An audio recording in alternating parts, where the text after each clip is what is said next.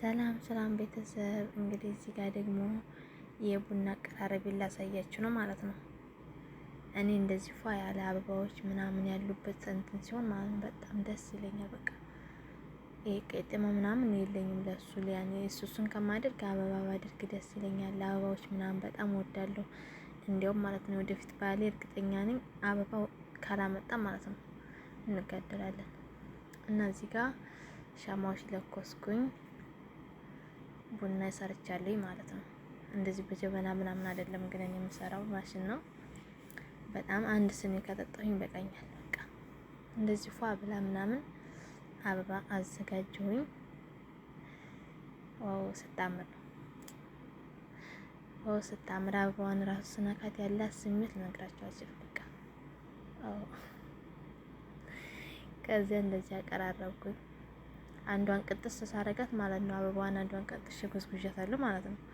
በቃ በጣም እየሳሳውላት ነው የቀነጠስኳት፣ ግን በቃ ደስ ይለኛል። እኔ ውሃ ውስጥ አረኩኝና ሻማዋን ደግሞ እንደዚህ ያለኮስኳት።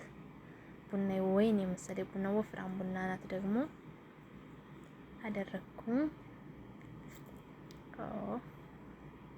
ደስ ስትል